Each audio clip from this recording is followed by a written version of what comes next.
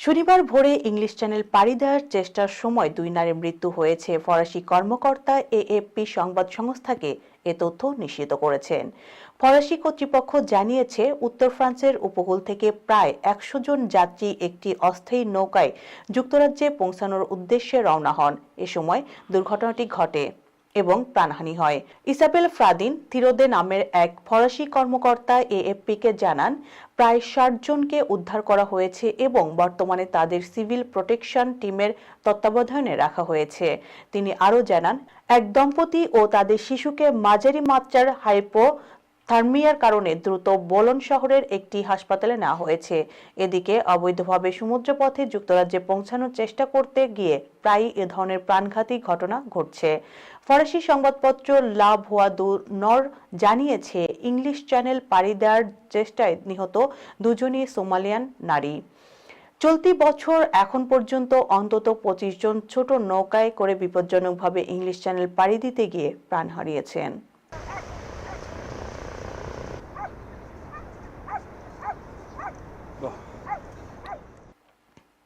গাজায় যুদ্ধবিরতি পরবর্তী অন্তর্বর্তী প্রশাসনের দায়িত্ব নিতে পারেন যুক্তরাজ্যের সাবেক প্রধানমন্ত্রী টনি ব্লেয়ার। ব্রিটিশ সংবাদ মাধ্যম বিবিসি ও দি ইকোনমিস্ট ম্যাগাজিন শুক্রবার এই তথ্য জানিয়েছে। জাতিসংঘ ও অংশীদারদের সমর্থন নিয়ে প্রস্তাবিত এই কাঠামোর নাম হবে গাজা ইন্টারন্যাশনাল ট্রানজিশনাল অথরিটি, শর্টকাটে গিটা। প্রস্তাব অনুযায়ী ৫ বছরের জন্য গাজার সর্বোচ্চ রাজনৈতিক ও আইনি কর্তৃপক্ষ হিসেবে টনি ব্লেয়ারের এই অন্তর্বর্তী প্রশাসন জাতিসংঘের ম্যান্ডেট চাইবে এবং পরবর্তী সময় ধাপে ধাপে ক্ষমতা স্থানান্তর করে সেটি ফিলিস্তিনি কর্তৃপক্ষকে ফিরিয়ে দেওয়া হবে।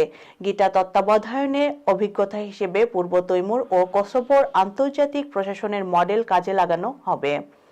শুরুতে গাজার অন্তর্বর্তী কর্তৃপক্ষকে অস্থায়ীভাবে মিশরে গাজার দক্ষিণ সীমান্তের কাছে রাখা হবে। নিরাপত্তা নিশ্চিত হলে তাদের মূল ভূখণ্ডে নিয়ে যাওয়া হবে। পরিকল্পনায় একটি বহুজাতিক বাহিনী উপস্থিতিতেও বিবেচনা আনা হয়েছে।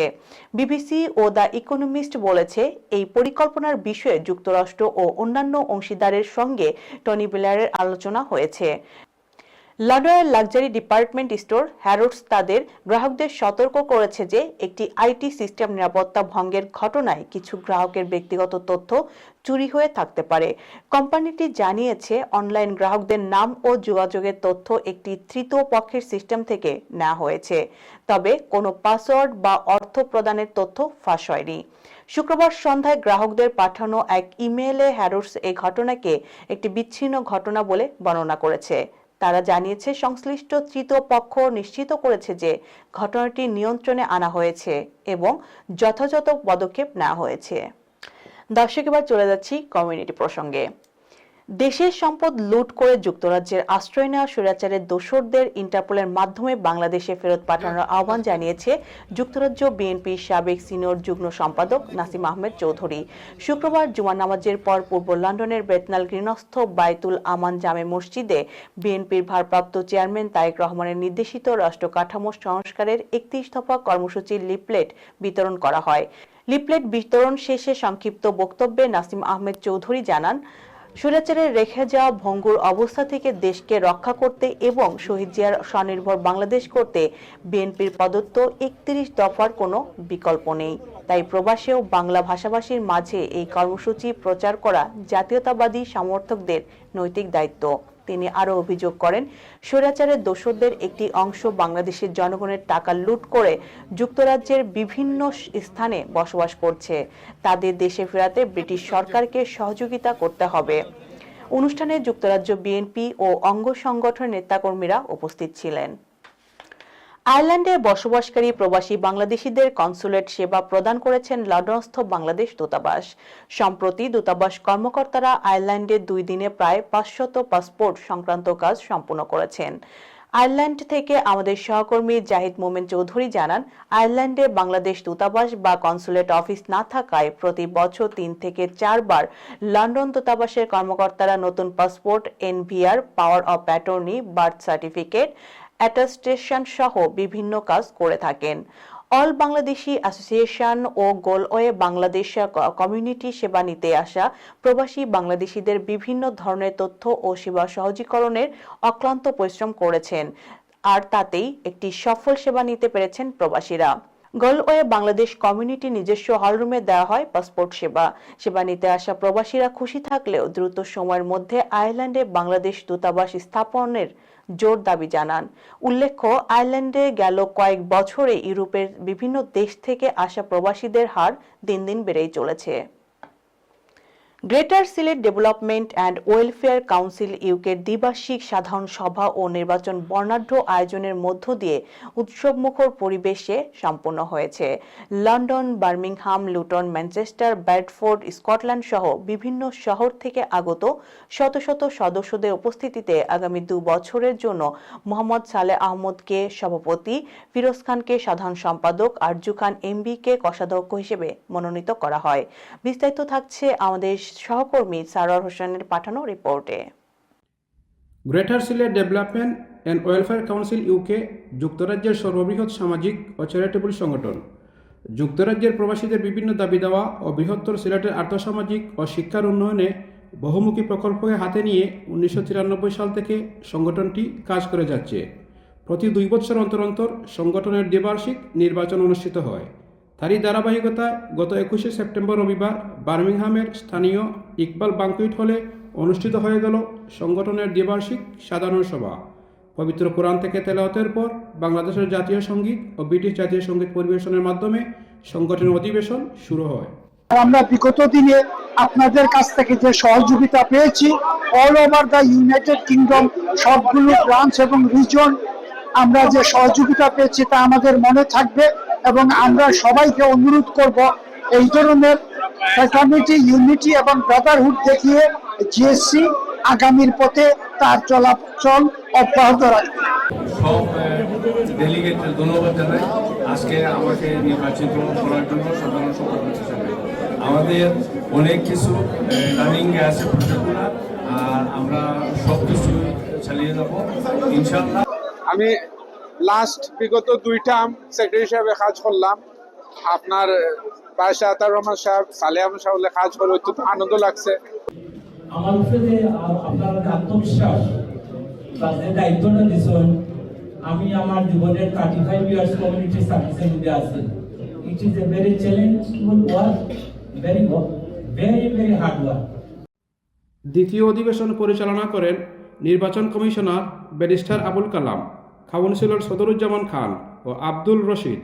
প্রধান নির্বাচন কমিশনার ব্যারিস্টার আবুল কালাম আগামী 2 বছরের জন্য সভাপতি পদে সালেহ আহমদ, সাধারণ সম্পাদক ফিরোজ খান ও কোষাধ্যক্ষ হিসাবে আরজু খান এমবির নাম ঘোষণা করেন। চেয়ারপারসন যিনি বিনা ভোটে বিনা কষ্টে সালেহ আহমদ পুরানা কমিটি যারা আমার লোকে আসলো তারা ধন্যবাদ জানাতাম। তারা আমার লোকে যে গত 4 বছরে যে কাম করছে, যে সহযোগিতা করছে, আমার ভবিষ্যতের জন্য আমার লোকে যারা আইসেন, যারা আমি তারা আন্তরিক অভিনন্দন জানাই। আমি আশা করবো যে তারা পুরানা কমিটির তারা অবশ্যই সহযোগিতা করবে। আজকে গ্রেটার সিলেটের বাইরের জেলার মিটিং আমরা যেটা বলি দ্বিবার্ষিক সম্মেলনের মাধ্যমে আমাদের নতুন কমিটি আসছে এবং এনারা গ্রেটার সিলেটের সাথে অনেক দিন ধরে জড়িত আছে। সমগ্র বাংলাদেশে গ্রেটার সিলেটের বিভিন্ন কার্যক্রম বাস্তবায়ন হচ্ছে।